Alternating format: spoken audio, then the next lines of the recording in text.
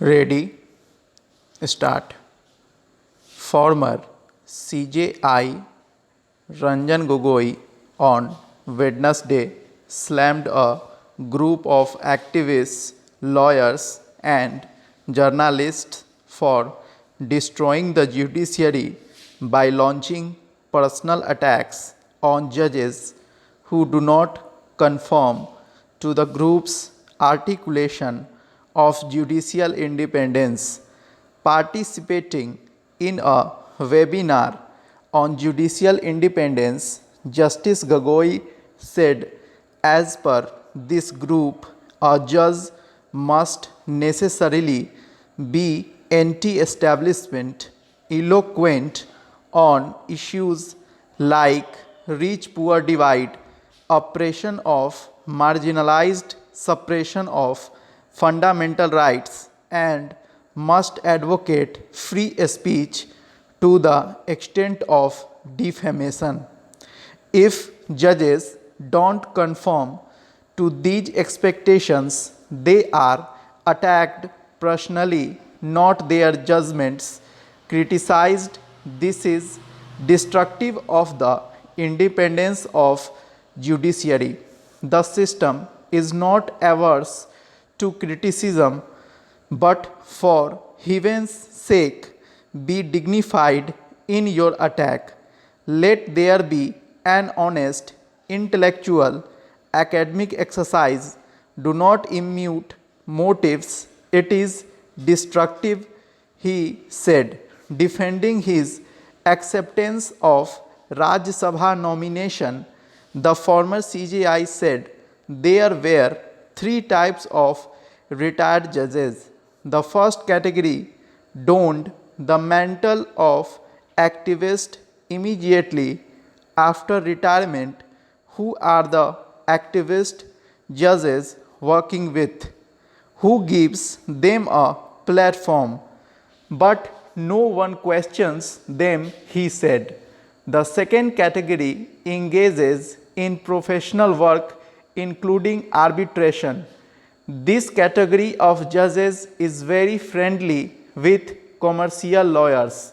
How does arbitration and other commercial work flow to a few retired judges and not to others? No one asks, Justice Gogoi said.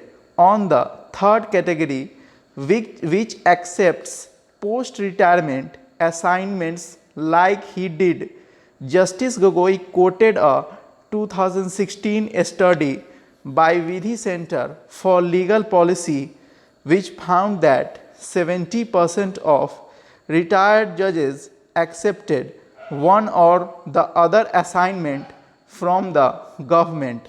The group says acceptance of post-retirement engagement is compromising judicial independence.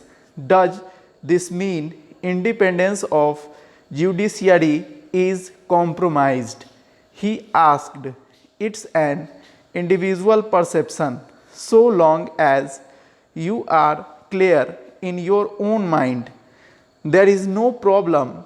If a judge is true to his functions, post-retirement engagements are okay.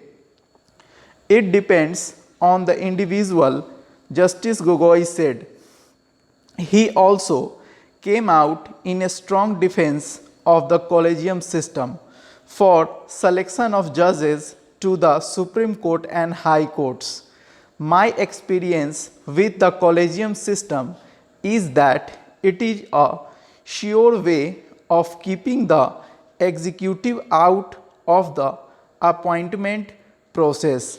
This is not to say the executive does not have a role to play. The executive has got an equal role.